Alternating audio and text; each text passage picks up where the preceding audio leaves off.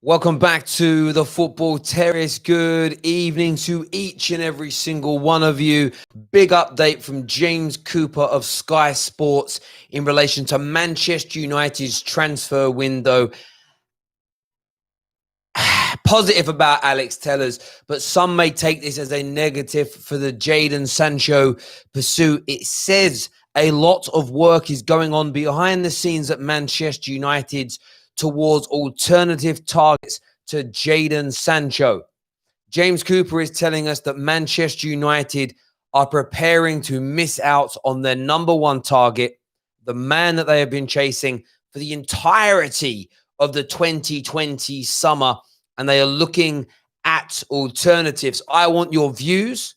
I want your opinions. I want to know what you think and feel about James Cooper's latest update on Sky Sports News. Hit the like button right now before you go any further. Do that. Also, click in the link in the description below and subscribe to our brand new channel, the Football Terrace Clips. New clips, new cut-ups every single day going out there. Make sure you're subscribing to that platform as well. But as I say, I want your views. I want your opinions. I want to know what you're thinking and you're feeling about this. Jadon Sancho to Manchester United. James Cooper is telling us we, as in Man United, I'm a United fan, are looking at alternatives now as we go into the final 6 days of the transfer window. Phone the show right now. Search Terry Fleurs or Football Terrace on Skype. You'll see our logo. Give us a call. I want to know what you're thinking and feeling. Do you believe this news? Or is this a briefing? If we are looking at somebody else, who at this late stage has anywhere near the quality to take Manchester United forward in the same way Jadon Sancho could? I want to know what you're thinking. I want to know what you're feeling. This is the latest news. I'm Terry Fleurs from the Football Terrace. Let's go. Call in the show. Lines are open. Want to know what you're thinking and feeling. The other piece of news as well that he said is that Alex Tellers negotiations are going forward and there is fresh desire for Manchester United to get the price down. So far, they've offered 15 million euros. Porto won at least 20 million euros for a player who is out of contract next summer. You can actually say the summer now because summer is now officially passed. I think it's autumn now. But that is what's being said. That's what's being broadcast. I want your views. I want your opinions. Skype line's open, as I say. Let's delve into your live comments here. Ian T says, if no bid is made in the next couple of days, it isn't happening. I hear you on that one. Strip Bear says, right people start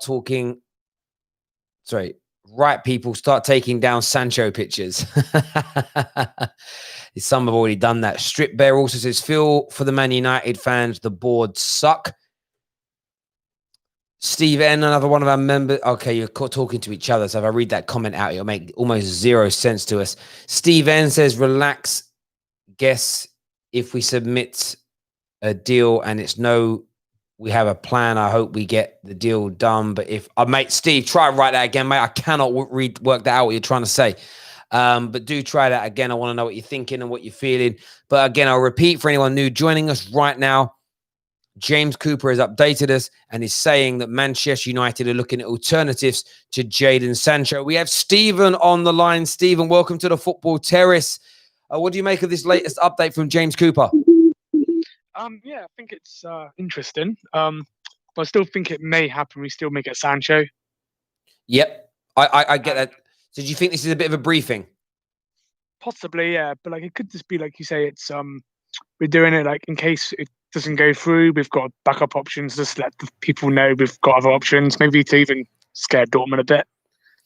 Potentially, yeah. It's. I mean, reading the replies, which I find most interesting as ever, because people, of course, are going to have their own take on how to interpret the news. Quite a few people are responding and simply stating that it's club briefs. The replies here to somebody, the United District that tweeted it out, or big following.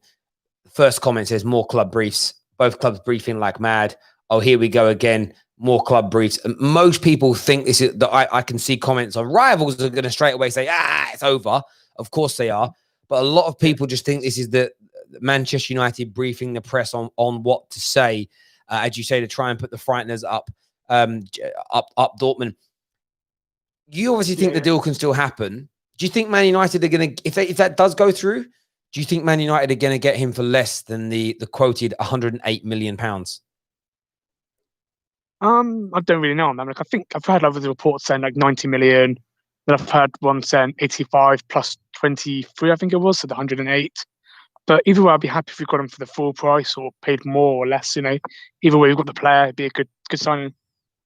Yeah, I mean, I'm kind of in that space. There's a part of me that would like to see us get it a bit cheaper now. It would make sense why we've waited all summer, and it would really shut a few people up. It would shut so many people up. Half our rivals would deactivate Twitter and their YouTube accounts for a good week if that was to happen. But primarily, I just want the player. I'm not sure whether I buy into this kind of. Do you know what's interesting? If we are looking at alternatives and we're working hard behind the scenes, that really worries me, because that tells me two things. One, why have we waited this long to look at alternatives? That tells me panic buying, scattergun approach, and that isn't how Ollie has behaved since he's been here as manager. Not once, not ever. And in terms of when you're looking for he hasn't missed out on a marquee signing and done that. If you're looking for a backup option, okay, because those positions aren't you don't need to be as pinpoint with your accuracy on them. There's probably 4 or 5 players you could sign as your third choice goalkeeper or your third or fourth choice striker, if you get what I mean. So I kind of don't feel that's how Ollie would approach it.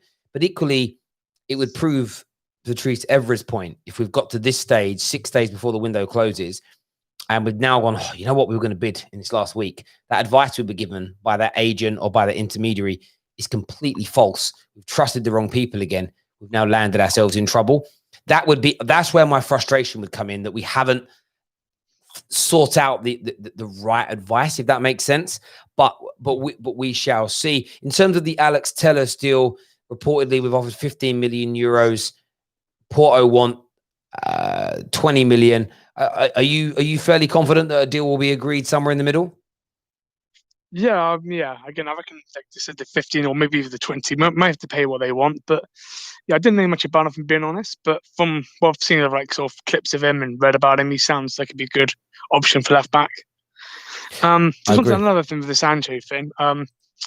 Like you're saying about the idea of the other options, I reckon we'll be looking at other alternatives probably throughout. Like obviously there'd be like a short list. So if he's going to say no or the club don't accept it, we've always got other options to go for. So I don't think it's too much of us doing like a scattergun. I think there'd be someone of similar or someone on a much less contract, like a loan, so we could always go back in for Sancho next year. Yeah, and I get that. And I think whatever we do this week, it will be the mainstream media will paint it as a panic. No matter what we do. So I think we need to prepare ourselves. It's going to be framed as panic, scattergun, whatever happens, you know, even no matter what they tell us, they're going to say that. But buddy, thank you very much for coming on, having your say. Really appreciate it, mate. Thank you. Michelle Leon, thank you very much for becoming an Academy member of the Football Terrace and for your super chat here, where you say, when bankers and lawyers handle transfers, this is what happens. And you know what? If they end up screwing this up, they deserve every single piece of criticism coming their way, Michelle. There's no doubt about that. Do us a big favor here at the Football Terrace. Hit the like button right now, please. It's really important that you get that done. Hit the like button. Go into the description below as well and subscribe to the Football Terrace Clips YouTube channel. So important to us. Comment here from one of our members, DJ, who says, who is the Sancho alternatives, Terry? That is that's the $1 million question, because I have no idea who they are. We've heard, you know, Douglas Costa's name mentioned and Kingsley Coman, David Brooks has been banded around. I don't know. You know, you could have thrown Jack Grealish in there, although he doesn't play on the right-hand side ever before he signed his new deal. But that new deal has now been signed. That's off the table. So it's very difficult to know who the alternative would be.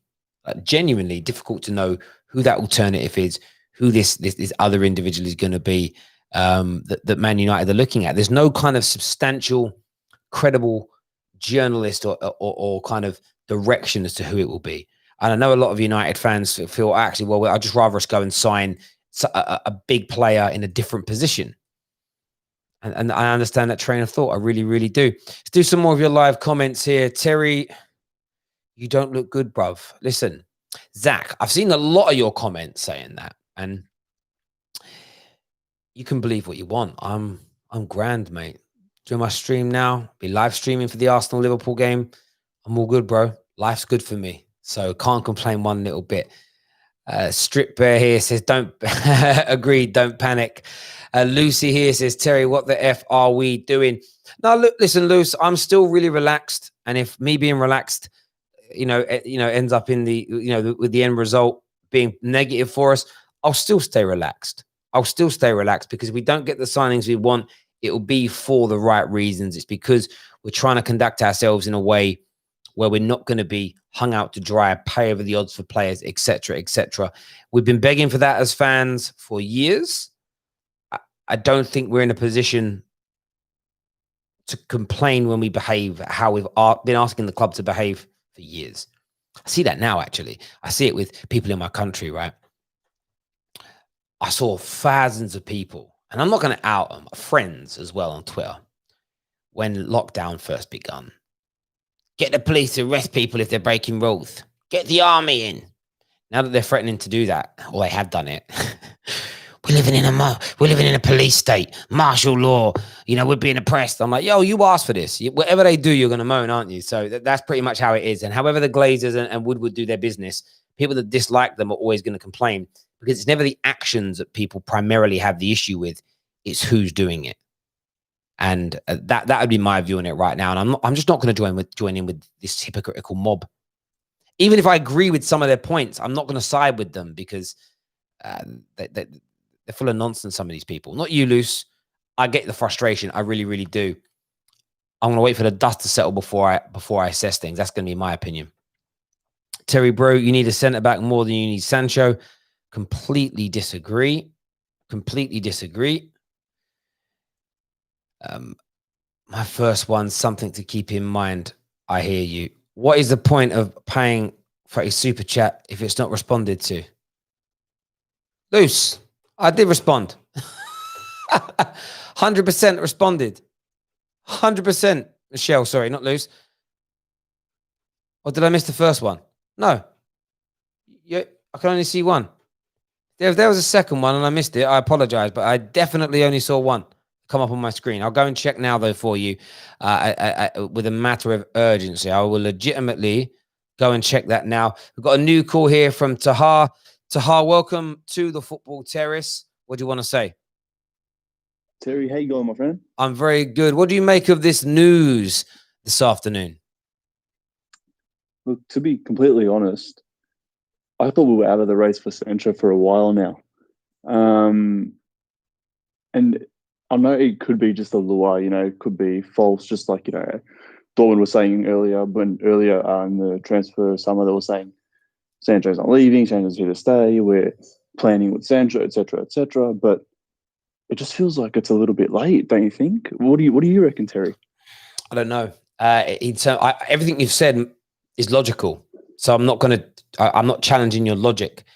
But transfers, big transfers, and often the biggest transfers, historically feel like they go to the last week or two, as a general rule, or after the season begins at the very least. In normal years, Paul Pogba stands out. Wayne Rooney, Dimitar Berbatov. So many of our big deals, when we've been buying from other European giants or British clubs, have taken a long time. And I think that it's interesting how this year it's really being focused on that we're supposedly bad at getting these deals over the line. City, their Vincent Kompany replacement has taken them 2 summers and nearly the deadline. Which, so many people haven't spoken about that. And it's not about because they're doing it, we should do it. But from my point of view, it's a case of, well, if everybody takes that amount of time, why are we singled out? And because we're singled out, United fans think, they don't do their research. Go, oh, we're so bad at this. Statistically and factually, are we do we take much longer than everybody else to get our marquee signings over the line? The answer, scientifically, mathematically, factually, is no. So, but we made it to believe it is. But I get your point with Sancho. You know, because go on. Because I feel like in the end, Terry, if you think we get it done, what do you think it's going to look like, the actual transfer, in terms of structure and the total amount, add-ons and all of that? What do you think it will be in the end? I think there'll be a figure of about 80 to 85 million pounds, not paid up front either. It will be presented as paid up front, but that will be the guaranteed amount of money, which Man United will pay in installments over a 2 to 3 year period.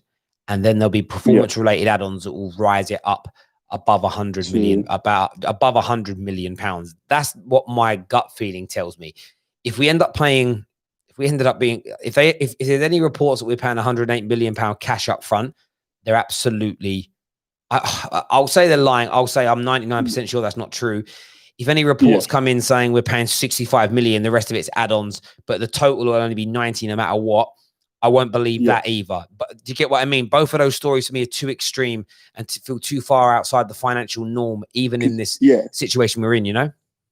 Because do you feel, Terry, if we come up with a fairly reasonable sum for Sancho in the next few days, which seems very reasonable in the eyes of basically everybody, including us United fans, do you think they're still just going to say no, or do you reckon they'll just take it?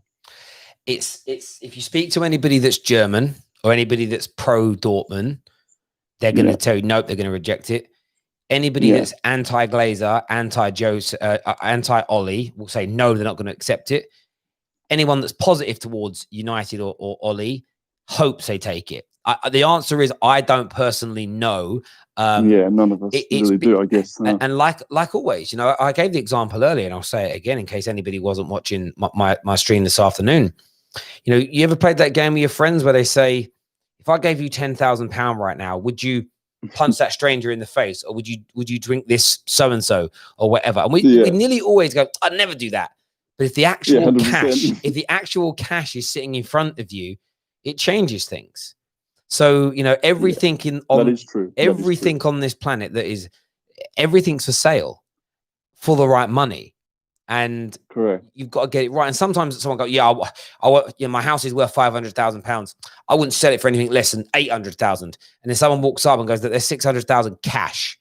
It's like, you're not saying no. Oh, actually, it's there. I can touch it. I can smell it. I can feel it. So it's going to be an interesting. No. Yeah, exactly. It's going to be an interesting one for me. What will happen is one of the two clubs will come out of the situation looking stupid. That's the one thing I think is a guarantee. One of the clubs 100%. Is going to look at, if Man United get him for anything less than £108 million, Dortmund will look silly, and they know this from a PR point of view. But having said that, this is how the German press will spin it.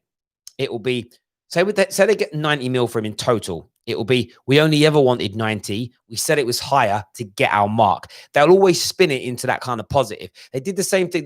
They did it over here with the press with Maguire. People keep saying that I'll never forget that. Well, people keep saying we succumb to Leicester and paid what they originally wanted. No, because the press told us for the first 2 months that it was 90 million they wanted. As soon as we landed him, we're like, no, actually, they only ever wanted 78 million. It's like, well, okay, so you lied in the first place then. You feel like Terry, sorry to cut you off. It's fine, mate. Do you feel like we're targeted? And by we, I mean United, just extremely in comparison to everyone else? It's as clear as my bald head, mate. Do you know what I mean? It's as bright and shiny as my bald head.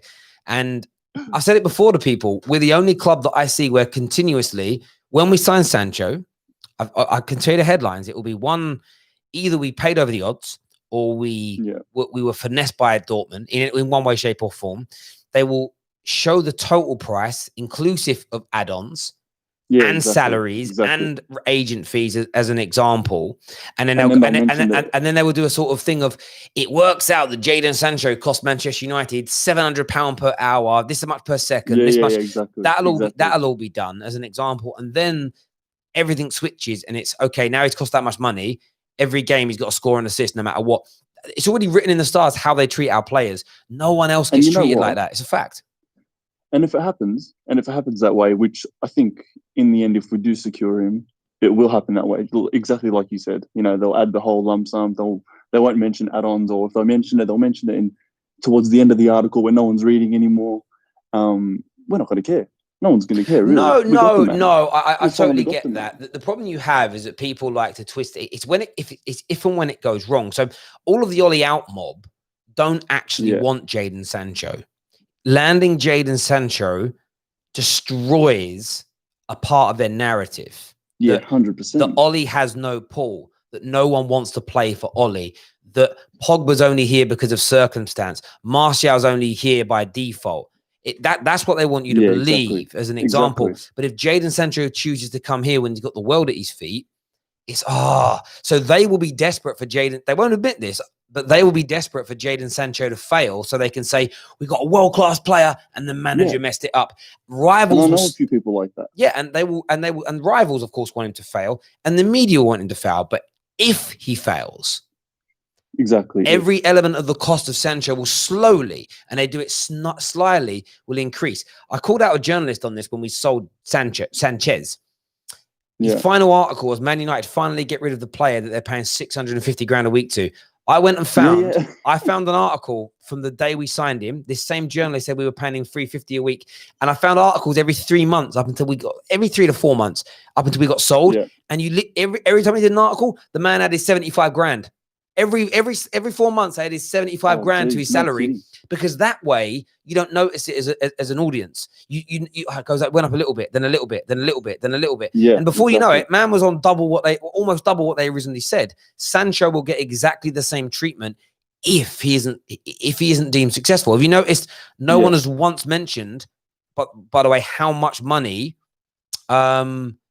Bruno earns? By the way, it's a lot of money for me and you, but it's 75 grand a week. Why has no one mentioned it? Because the guy's got a 92% goal contribution to game ratio. So they go, don't put mention, because if we mention the money now, he looks like one of the best buyers in Premier League history. They only mention it, and only Man United get that treatment, barring Arsenal with Mesut Ozil. That's the only other player that that's true. Where have you seen today any articles or in-depth conversations on radio or Sky Sports about the fact that Pep Guardiola has now spent £400 million in 4 seasons just on his defense? That doesn't even on his defense. I saw that, and it grows to nearly 500 million if you add his goalkeepers in. But no one's talking. No one's talking about that because they have.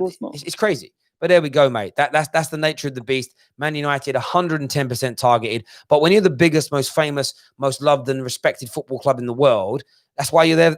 You're there to be shot at. It's as simple and it's as straightforward as that for me. It's all eyes on us. Of course it does. Without us, the Premier League dies. We keep the Premier League alive. Exactly. And it's funny because in the last 7 years, everyone knows we haven't been, the Man United of old, but it's still the same. All eyes are on us and they always will be. Of course, 110%, mate. We've got a super chat here from Chloe Jenkins. It says, Man United still want to sign Barcelona winger Ousmane Dembele this summer, according to Sky Sports reporter. Do you know what, Chloe? I keep hearing that. And the only thing that worries me about Dembele is his injury record. Like, that's the biggest thing that worries me about him is his injury record. It really, really does. I couldn't. Yeah, Terry, honestly, no matter how good of a player you are, even when we were linked to Bale, I loved Bale. When he was, at his prime, I loved him. I thought, what a player, what a machine. And I couldn't floor him, except for his injury record afterwards. And it's a shame, but once you're injured that much, you really just can't do much about it. And it's hard to get your form back. And I can't, personally, I wouldn't take that risk. No, mate, I totally hear that. Bro, I appreciate you coming on and having your say. Great call. Thanks, Terry, hear. Appreciate it. Speak to you soon, my man. Thank you, buddy. Take care. Terry says, you're not the most respected. Well, we are. We get a lot of hate, and that shows me there's actual respect, because love is just, hate is just jealousy and love at the same time, isn't it? And you all wish you were us, essentially. But there we go. Skype lines are still open. We're going to take some calls for the next 10 minutes or so. Get yourselves on.